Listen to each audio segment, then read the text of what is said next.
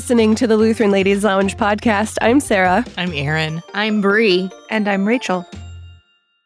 Today we have an Iron Ladle challenge, which is super exciting. I love these because, well, this is just a very personal reason. They always force me out of my comfort zone. And since I have a very small palette of foods that I cook with anyway, this is always an exciting time where I actually get to look up new recipes and find new foods. And once again, I found something that I'm pretty sure I'm going to be making again and again, and may even be buying a certain tool in order to make them again. So I know this is very exciting for me. Shooter?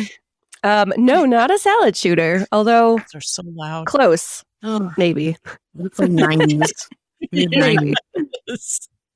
Erin, take it away. What are we doing today? Well, we're doing the Iron Ladle with zucchini, so we're each gonna take a different approach to this classic ingredient of late summer. Now, many of you who are listening might actually either grow your own zucchini. I know Rachel longs to do that maybe next year. I had to buy zucchini for this, and I'm so angry about this. That is annoying. One should never have to buy zucchini. Yeah. Some of you might. Not in July. Not in July. That's right. That's right. Some of you might have coworkers who bring some of their garden bounty and leave it on the desk at work or maybe at church. Some of you may have to keep your windows rolled up during the Sunday service, or you'll find zucchini on your front seat. That sounds like a very specific personal story, Rachel. Sounds like that happened to someone. It smells like you test. Just saying. Chocolate zucchini in every car that has an open window. So my dad had a garden once when I think I was in either high school or college. He gardened for a couple of summers, and I think it was college, and there was one of the summers where zucchini was coming out of every corner and crevasse, and of course I would not be surprised if somebody would just resort to throwing zucchinis into open car windows. That's what times call for desperate measures, right? And I think that's part of the objective for today is how to use up all of that zucchini. Because zucchini is one of, if you're looking to get into gardening, zucchini is one of the easiest and most satisfying things to grow. They tend to be very low maintenance and high yield, but then they can get out of hand really quickly because you can go one day you've got a zucchini on there about the size of your thumb. The next day it's the size of your forearm. And then you get a good rainstorm and it's the size of your thigh. And I'm a pear-shaped woman, so I don't say that lightly. That you can end up with way more zucchini than is easy to use up. So you need a lot of recipes. And that's what this Iron Ladle challenge is about. And I think once again, we have managed without a lot of effort on our part to come up with basically a 4-course meal, or alternatively breakfast, lunch, and appetizer maybe with a snack thrown in. Ooh. So you've got options with what we chose to prepare. Yeah. So what order do we want to go in this time? Because we are not all together, so none of us are going to be eating somebody else's food at the same time that we are discussing it. Sadness. So, anybody need to go first because theirs is at optimal temperature even now? Okay. At this point, no. For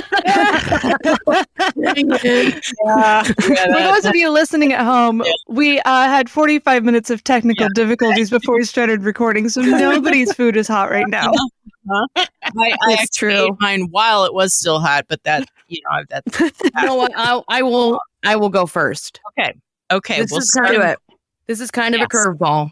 Oh boy. It's delicious. So as we were selecting what we were going to make for this episode, there was a little bit of, I don't know if miscommunication is the right word, but I went out and I got a bunch of stuff to make zucchini bread because we knew that was one of the items that we wanted to present and nobody had really claimed it. So I'm like, you know what? I'll go do it. Yeah. It wasn't going to be any old zucchini bread. It was going to have chocolate chips in it. You already know. 'Cause it's me. But I actually used my zucchini for something that is much quicker and doesn't require my oven to be on for 75 plus minutes. That is in this summer. So when I found out that Erin was like, oh, I got zucchini bread stuff, I was like, okay, I'll figure something else out. So I did. Yeah. My house. So this dish is sort of an homage to my Italian background and on my mom's side, and then the Jewish background on my father's side of the family. Ooh. Okay. So what I have for you here today, chefs, is what I would call either a zucchini fritter or a zucchini pancake. And I say zucchini pancake because the preparation is very much like a latke or potato pancake, which are really popular on Jewish holidays. But instead of potatoes, obviously you're using zucchini to provide that oomph to it, that bulk to it. So I actually found it is a tremendously easy recipe. One recipe yields enough for about a family of 4, maybe family of 6. And you probably have all of these ingredients in your pantry anyway. I'll share the recipe link in the show notes. But basically, this is from jusataste.com, 5-ingredient zucchini fritters. Let me explain my process to you. So the recipe calls for 4 cups of grated zucchini. In my experience last night, that was about 2 large whole zucchini is what it ended up being. So you take the time to grate all that. Try not to lose a finger, Yeah. And then this next part, you cannot skip this next part because you're going to be quote unquote, deep frying these. And when you're deep frying something, moisture content is going to make the oils splatter everywhere, and it's just going to be a nightmare. Yeah. So what you're going to do is you're going to take your 4 cups of grated zucchini, put it in a paper towel lined colander, and basically sprinkle some salt in it to get the juices flowing out. And then you can put like a heavy bowl on top of that to squeeze the extra moisture content out of the zucchini. And so you let it sit there for about, 10, 15 minutes. And it will take out the requisite amount of moisture, I would say, necessary to not cause a culinary disaster in your kitchen. So once you have your 4 cups of zucchini drained and moisture is sucked out of it, you put it in a large mixing bowl with 2/3 of a cup of flour, 2 eggs slightly beaten, salt and pepper.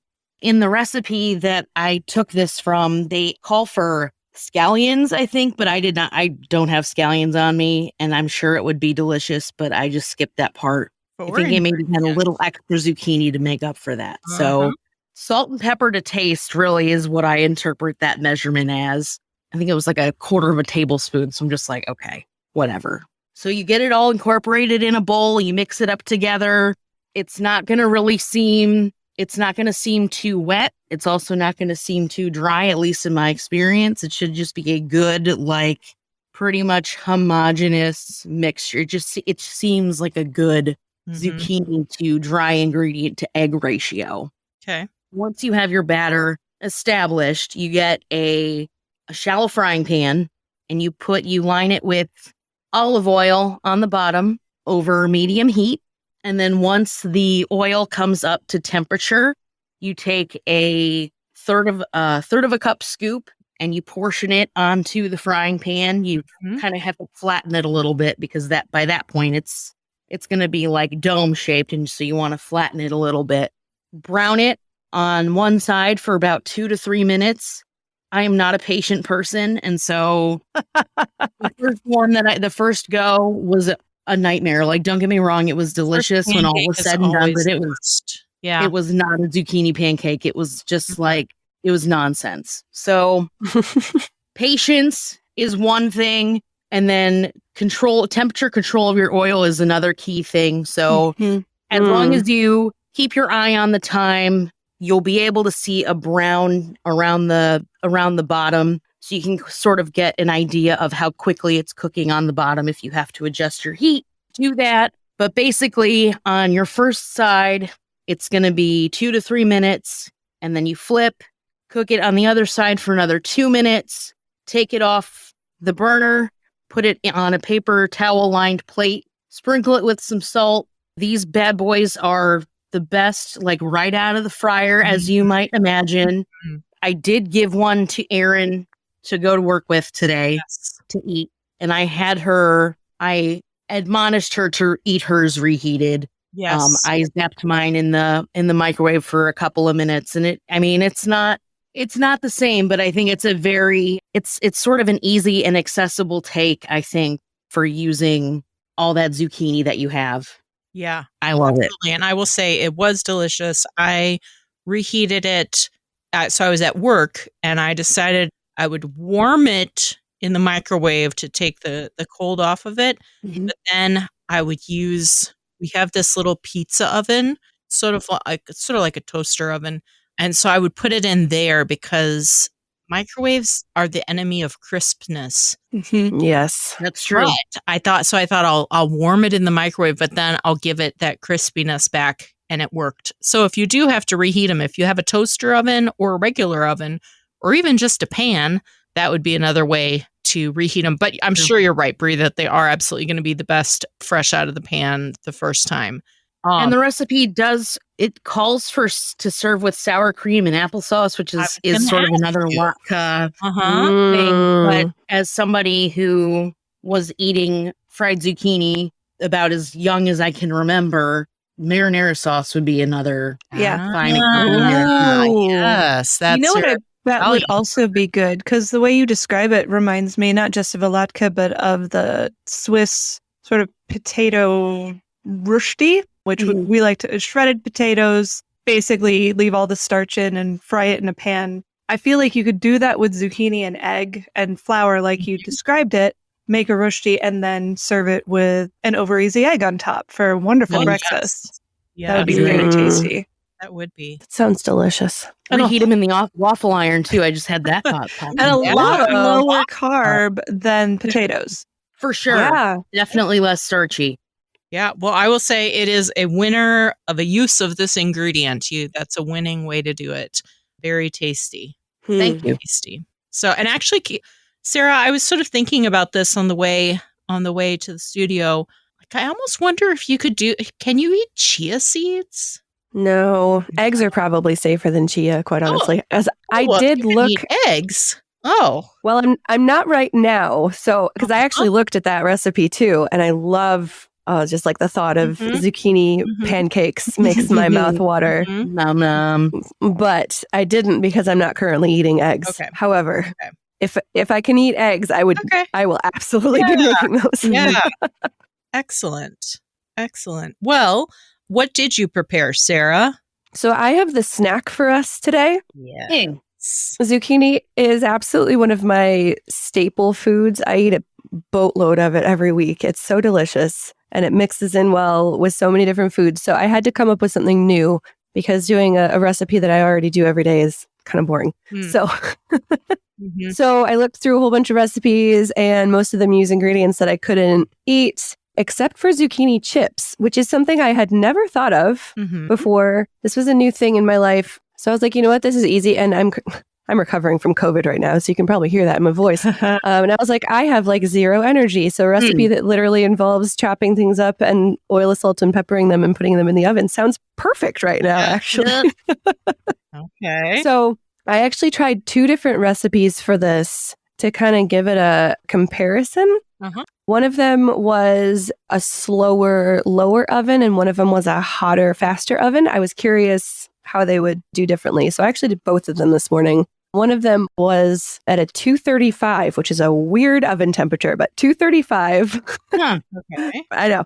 For about an hour and a half to 2 hours. That's and then like not baking, that's dehydrating. Yeah, straight up. That's what that is. Yeah, it is. And then the other one was 425 for about 30 minutes. So very opposite ends of the spectrum. I think I'm pretty sure I found another one that you could do in a dehydrator or like as low as your oven will go, but I didn't have enough time for that by the time I got around to it this morning. So the process for either of them is exactly the same. Like Bree said, you do also have to dry these. One of them mentioned salting them and rinsing them, kind of like how you did for the latkes. I did the squish them between paper towels method. So like literally laying a paper towel. Oh, you have to slice them in rounds first. Sorry, I forgot that part. Slice them in rounds. Kind of important. Slicing them in rounds first. I think I may have sliced them a little bit too thin. And pro tip, we are going to be buying a mandolin slicer because we're making these again. Slicing thin by hand is impossible. So not an option. Yeah, I did it, but it didn't work very well. Slicing them pretty thin and then just like laying them on a paper towel and smushing them in between paper towels. It takes a couple. I did realize, since I did this in 2 batches, if you literally just like let them sit on the countertop for a little while, it kind of gets you the same effect because they just kind of evaporate. So I might just do that next time because it's a lot easier. It takes a little longer, but 0 effort, which I like. And then on parchment paper, you just spray oil the parchment paper, put the zucchini on, spray oil on top of the zucchini. And then I just did salt and pepper because that's all I can do. They suggested like paprika or, I don't remember what else it was. Not cumin, cayenne, I don't know, other spices, whatever you like. Some of them also use Parmesan, which would be amazing. And then the one recipe was just 235 for an hour and a half. At that point, most of them were done. A few of them, probably the thicker ones, needed a little bit longer, which I would have done had I had more time. But I really like the consistency of the longer ones. Some of them did get a little rubbery, which I kind of thought would happen, but it was okay. And then we did the second batch, prepped the same way. So that one, you do the 425 oven, but you do have to flip them halfway, otherwise they'll burn. And we left them in probably about 5 minutes too long, and that might be an our oven thing, but they got, some of them turned completely toasted, aka like brown and not quite like. I would eat those. I know. I would eat the heck out of that. We'll Are you eat them. serious? Yeah. Not quite burnt to the point of crumbling, but very close. Yeah. These are, it's a single layer, right? Yes, a single layer. Okay. Got it. Yeah. So I think I like the faster, hotter oven ones a little bit better. That's typically how we roast stuff anyway, though. We usually crank the oven up to 400 and roast everything that way anyway. And it's just a lot faster, which I like. Yeah. So I have a little bit of both, but I think the faster, hotter oven ones did turn out just in general a lot crispier. So also pro tip, when it says to salt and pepper like gently, I need to actually follow that. I salt my food a lot. So I salted the first batch about as much as like I normally do. They were way over salted. So you salted the first batch. I did. Whoopsie. Still gonna eat them because I love the Celtic salt I use. It tastes really good, but it was a little bit too much. It's a little salty. Yes.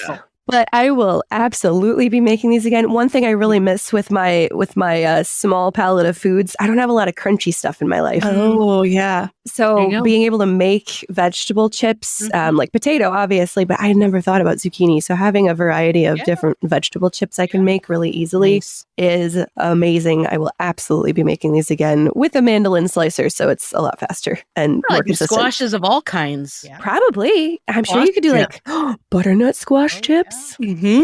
Right. Yeah. So there you go. I love them. They're delicious. Fantastic. They sound excellent. Oh, do you want me to crunch one? Yes. Yes, we do. You ready for this? Let's see if it'll work. I don't think I'm ready.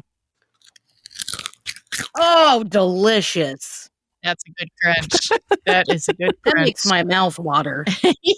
If my husband is listening to this, I'm so sorry. You put a warning at the beginning. Yeah. Disclaimer, crunching noises ahead.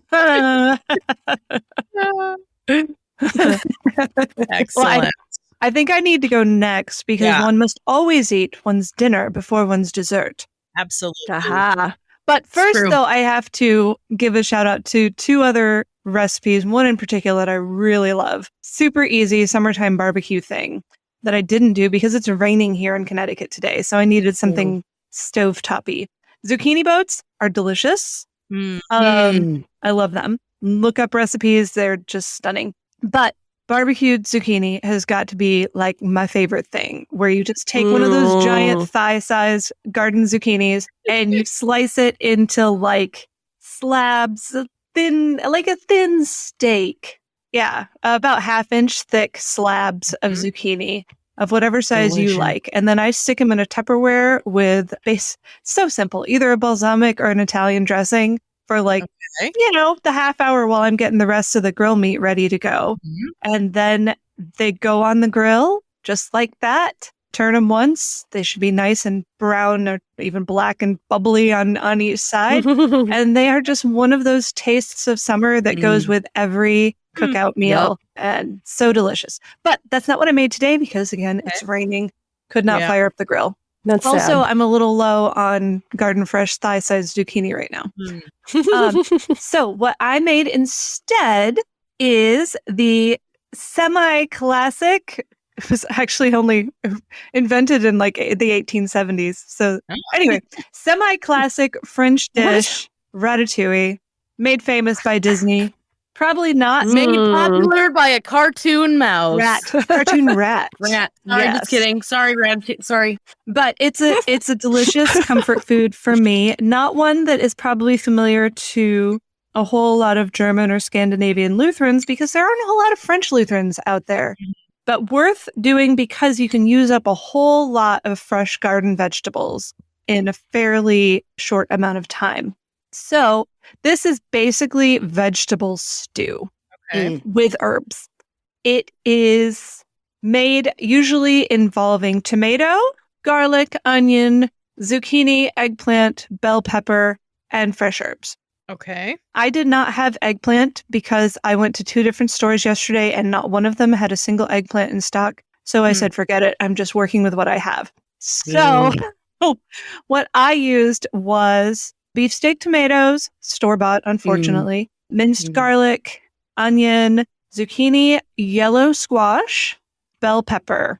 And so what you want to do is you want to cut up these wonderful vegetables, keep them separate. You can do it one pot all at once, but most of the traditional recipes say cut them up into 1-inch cubes.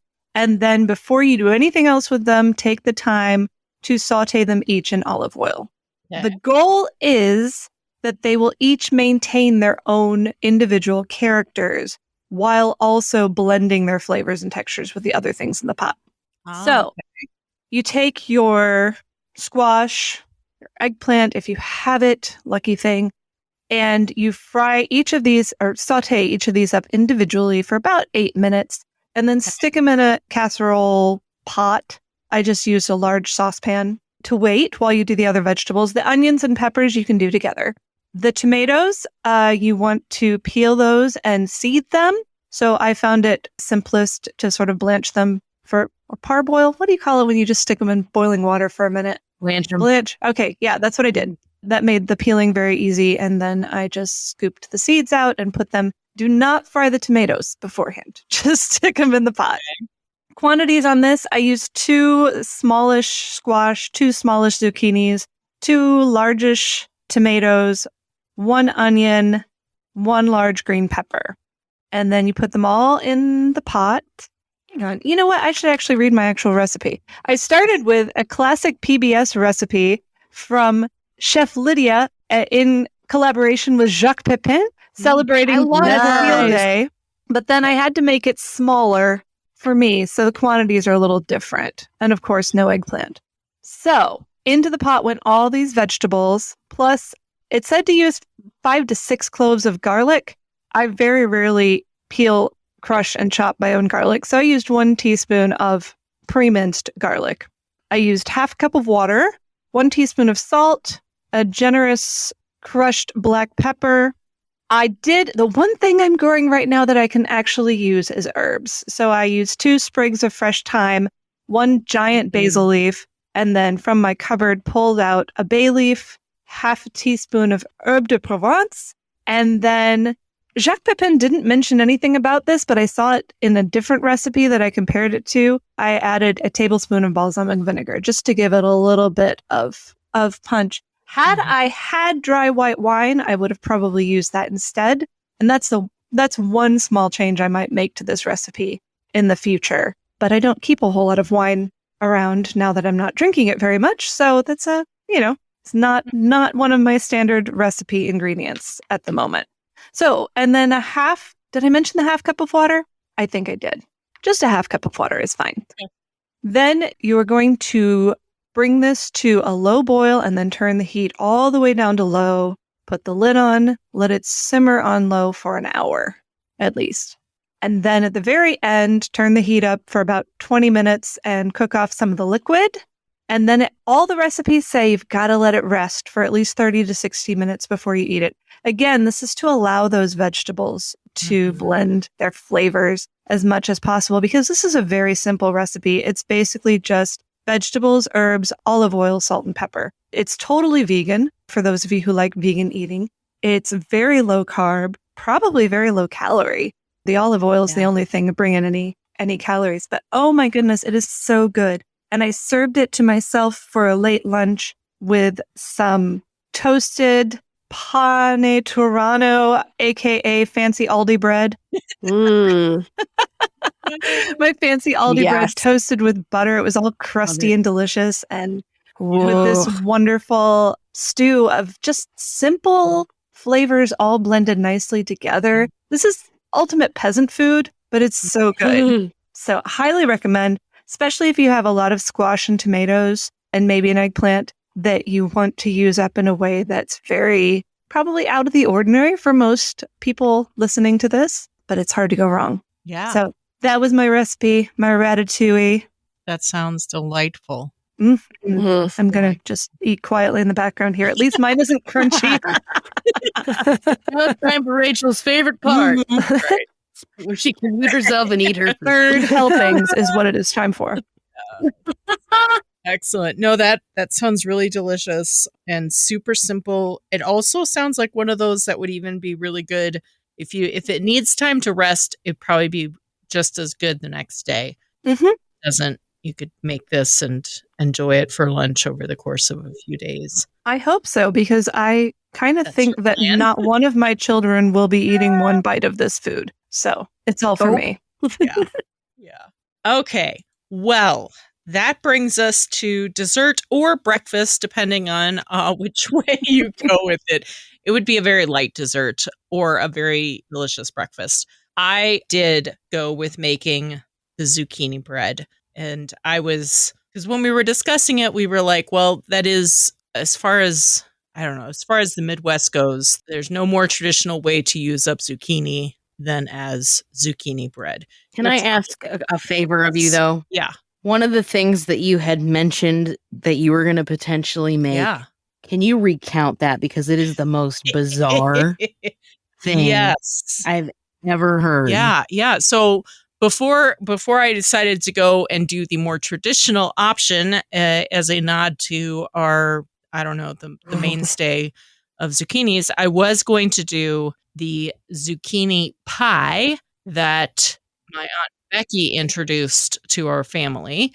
And it is a relative of a quiche in that it's a vegetable pie with an egg base that binds it all together. But included in this, and this is the sort of the right field ingredient. Anyway, the unexpected ingredient is cashews. Yes. Gesundheit. And they don't stay crunchy. I don't know. Somehow it works. It's delicious. But it is not the traditional zucchini bread. And yeah. Anyway, another time. I can't wait. Yes. So I instead went with zucchini bread. And there's a lot of zucchini bread recipes out there. Mm-hmm. Sure you guys are all aware. So I thought before I get into that, I might throw out there for some people who maybe don't do as much baking new things and that sort of thing. I thought I would share my process in how to pick a recipe. So if you aren't familiar with the recipe that you're going to make, then start with a reliable source. So if you if somebody hasn't given you this recipe and said, make this, then find somebody's recipe that everything else that you've made from them always turns out well. So start with your reliable source. Then look at other recipes and compare them to your reliable baseline. And so look at the ratio of ingredients and baking dish size, spices and seasonings, bake time and temp, and sort of look at all of those things and consider which, if you want to make something beyond the one that was your reliable starting point, you could use that to decide, okay, well, these look very similar, but maybe the seasonings sound more appealing in this other one. So then go and make the other one, figuring that the basics are going to be lining up well. Or maybe you want to adapt something from one of the other recipes and add it to the reliable standby recipe that you're starting from. So when I'm baking and cooking are very different. Cooking, you have a lot, in my opinion, you have a lot more freedom to do things and add things and do that sort of on the fly. Baking is there's a lot more science in baking.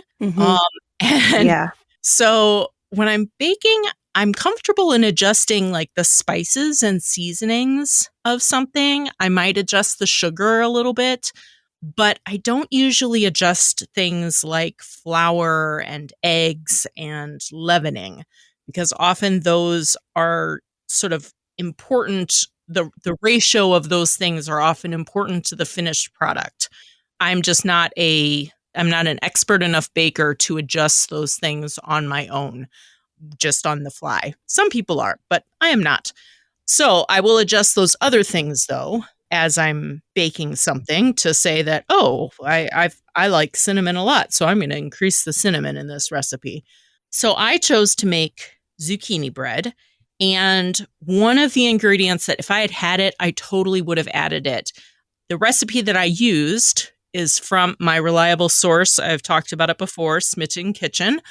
But I didn't start there. I did start there to look at it, but then I went and I looked at the other recipes. I ended up selecting this one because it had the highest ratio of zucchini to flour. I'm going to make a zucchini bread. I want it to have a lot of zucchini in it. So it had the highest ratio of that. And also, in general, I've always been happy with her recipes. And this one, she specifically called out that she was trying to make a larger loaf, not one of the sort of squatty half-size loaves. And I was like, oh, that sounds nice. Yeah, I'm going to make that one. So there was another recipe out there that was actually very similar ratios and everything, but they had you bake it in 2 pans. So you ended up with 2 loaves instead of 1 larger loaf. And I was like, well, I want to make 1 big loaf is what I want. So that's how I ended up settling on this. I did increase the cinnamon because I like cinnamon. I actually might even increase it more in the future. But it was good the way it was. I also might actually increase the sugar in the future. This one called for a 1/2 cup each of dark brown sugar and granulated sugar. And I feel like I might want it to be just a little bit sweeter. And that was actually initially one of the things that I liked about this. I saw some recipes that used essentially the same amount of flour and double the sugar. And I was like, whoa, so sweet. So it was, again, part of my selection process. I was like, okay, this has lots of zucchini. It doesn't sound overly sweet.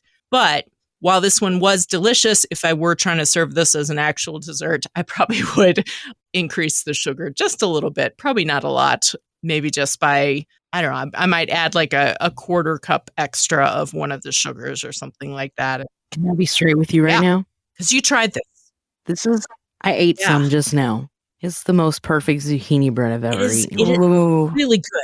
And you know that I love sugar. So don't you dare change a thing about it. Can I sugary top? And can I say that I'm so grateful to you for hand selecting a recipe that uses more zucchini per loaf? Because if you're baking zucchini bread to use up garden zucchini and you realize oh my goodness, I just made a loaf and used up barely a tiny portion of the zucchini I've already grated.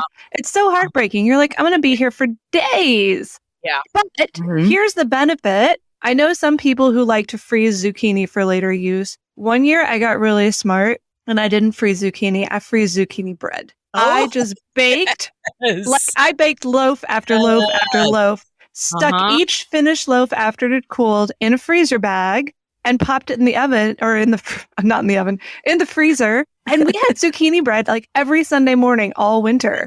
It was amazing. Ooh. Just got to thaw the loaf the night before and it was so good. Exactly. Genius. Yeah. Exactly. So I need this recipe next time I have zucchini coming out my ears. You're going to love it. Currently. You're going to love it. The next time someone drops zucchini in your car window. Yeah. One thing I do appreciate about this one compared with some of the other recipes we've discussed today, you do not have to wring out the zucchini. And in fact, you should not wring out the zucchini because the moisture is a key part of the bread that the zucchini is bringing. Correct. Something I tried this time, which I have not, because I haven't done loads of baking in my day, I haven't gotten to this point until now, but this recipe includes weight measurements as well as volume measurements. So normally what I've been used to in my life in cooking is volume measurements. So 2 cups of flour, 2 cups of this, a tablespoon of that, things like that. This recipe includes that, but it also includes the weight of the item. It goes so much faster when you are just measuring on a scale because you just keep adding to the same thing. You're not getting out measuring cup after measuring cup and pulling off. You're just spooning it right in there. So it is a really fast way to do this. So, well, I have never baked by weight, but my mother-in-law always did, and she swore by it. And of course, she was high altitude, so if you have extra high or low altitude, it can be really essential for getting the ratios just right. But I'm glad you say that because when I'm ready to take my baking up a level, maybe a scale will be an essential part of that. Yeah. And I mean, not even just that, it also really did make it faster and more convenient in my opinion. So because I already have a kitchen scale, I was surprised at how much easier it was. This is a dish that you make in one bowl and you need a fork and a spatula, and those are the only utensils you need for it. So you mix everything up with a fork, and then I did use a spatula to really get all of it out into the pan. I baked it up. It baked up beautifully, and this is a dish also that she specifically calls it out in the recipe, better the second day. So do your best. Hold yourself back from eating it the first day. It smells amazing. As I suck down the last bite of zucchini bread. Yes, it is. It's so good. So yeah, other ingredients that you could totally consider adding and that I would have added if I had it, orange zest. I thought, I love zest. I didn't have any oranges, so no zest. Honestly, chocolate chips. Also, if I had chocolate chips, I probably would have tossed those in. Chopped nuts, which I did have, and I completely forgot that I wanted to add them. So that is just a fail. But I mean, it is still a delicious, even with just plain straight zucchini bread. It is absolutely delicious as is. So, did you add nutmeg? Because you said mentioned doubling the cinnamon or adding extra cinnamon. That's my favorite thing to do is just add anything that calls for cinnamon. Why can't I say cinnamon? Anything that calls for cinnamon but doesn't mention nutmeg, I usually sneak the nutmeg in anyway because I love it so much. This one calls for nutmeg, and I used it. I did not increase it, but I did use it. And it actually called for fresh grated, which I did. I used fresh grated. Nice. So, yeah. Fancy. Yeah. So good. One other thing that I'm going to just do because I did a tiny bit of research. I was intrigued. This recipe called for both baking powder and baking soda. Interesting. And it made me wonder, what is the difference? Why would you use one or the other or both? Oh, a small one for biscuits, one for cookies. That's all I think about. Yeah, but in this case, you use them both. So baking soda is sodium bicarbonate. When you add acid to it, like those old science fair experiments with the volcano, it creates carbon dioxide gas and bubbles up. And that's what makes your food rise, the little bubbles of carbon dioxide in it. That's what makes it rise. Baking powder is a mixture of sodium bicarbonate and an acid, like cream of tartar, that old ingredient in the spice aisle that I always thought would somehow be creamier. It doesn't taste good at all.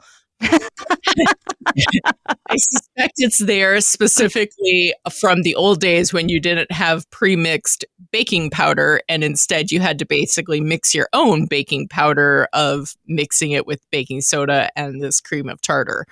But anyway, that's what baking powder is. It's already mixed up for you, and the acid in it doesn't activate until there's heat and liquid. It needs both to fully activate. And that's why you want to always mix it into your flour before you add your wet ingredients, right? Yes. My son once was playing around in the kitchen and he was going to bake something and he mixed the soda in after everything had gone. It was very, very soapy tasting. Yeah. Did not recommend. Right. But, we learned. It was a great experiment. Right. And I mean, quantities on this one also are tricky. So yes, you already mentioned one is for biscuits and one is for, did you say cookies or did you say cakes? I said cookies. Okay, well, baking soda would often be used in things like cookies. Baking powder would be classically used in biscuits. And here, this is why. Biscuits do have an acid in them already, but you don't want to lose that tang from like a buttermilk biscuit. Mm-hmm. If you use baking soda, it's going to neutralize the acid. And so you need to add a little bit back. Oh. And so, it's an interesting little give and take. So often recipes that if they don't have acid in them to begin with, you're going to use a baking powder because it needs the boost of the acid to begin with. If it does have acid in it, then you'll use a baking soda. But if you want some of the tanginess, then you might use both. Okay. So anyway, I found it just interesting to learn that. Baking soda alone also sometimes, if you use too much of it, it can have that funny taste. And so you want to use both of them, and that helps cut down on the metallic funny taste of it. It's a balancing act as far as quantities go. And again, this is why I usually let the recipe creators figure out all of they can eat the experiments. Exactly. Be like, "Ooh, this one needed a little bit of that," and that's a fail. And so I don't personally mess around with trying to switch those out. Well, I have often wondered what the difference between baking soda and baking powder are. So thank you. And for answering. This is a highly educational moment. I'm so appreciative of this. Last night as I was making this, I literally had barely more than I needed of the baking soda. By the time I got it all out of the container, I had like probably not even an eighth of a teaspoon left. So then Elijah came down and there was the if I had been short, I would have been Googling like, how can I substitute baking powder for baking soda because I'm short, and how much would I need to add to? Anyway, I did not have to do that, but that is what started me wondering about those two ingredients. So that's cool. So, zucchini in so many forms. There are many other recipes out there. Zucchini pie. But there's so many others out there. I would love to know what other zucchini recipes, what are your go-tos for using up that zucchini, or not even just using it up as if that's a chore, but what do you look forward to when it's zucchini season? You're like, yes, at last, here we go. I'm gonna just go all out with this. So yeah, share your recipes, give people new ideas for how they can use up this abundance that shows up in gardens every year at this time in this hemisphere. Yes. Oh my goodness, these recipes are amazing. They sound so good.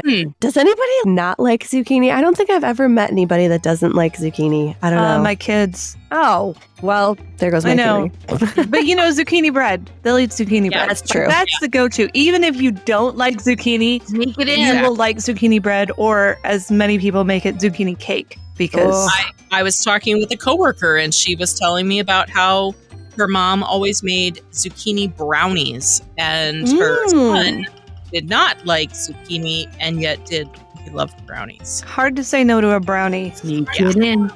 Yeah. Sneak it in.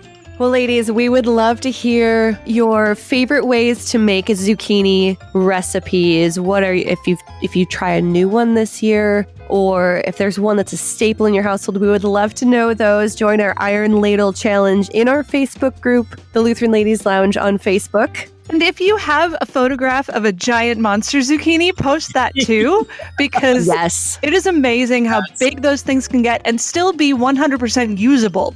They're just remarkable. They're gigantic. It's awesome. Yes, share those pictures and your recipes with us in our Facebook group. Also, you can follow us on Instagram and share your pictures there too. Tag us at Lutheran Ladies Lounge.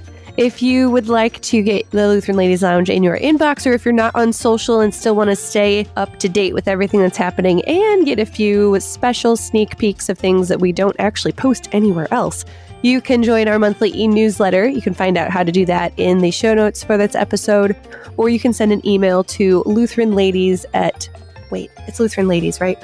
It is. Apparently, I do have COVID brain. I don't actually know. I do actually have COVID brain right now. I didn't think I did, but apparently I do. Here we are. Okay.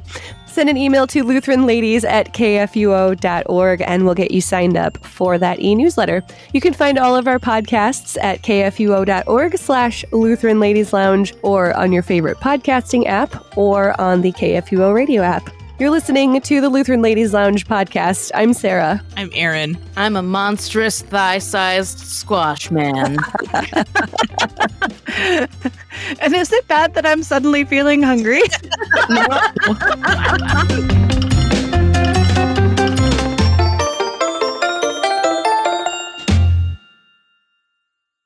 Views and opinions expressed on the Lutheran Ladies Lounge podcast may not represent the official position of the management or ownership of KFUO Radio, the Lutheran Church Missouri Synod. The Lutheran Ladies Lounge is produced by KFUO Radio and available at kfuo.org or wherever you get your podcasts. Don't forget to hit that subscribe button and leave a review for us too. If you love the Lutheran Ladies Lounge podcast, consider financially supporting our producer, KFUO Radio, so we can keep doing what we do. Find out how at kfuo.org/give.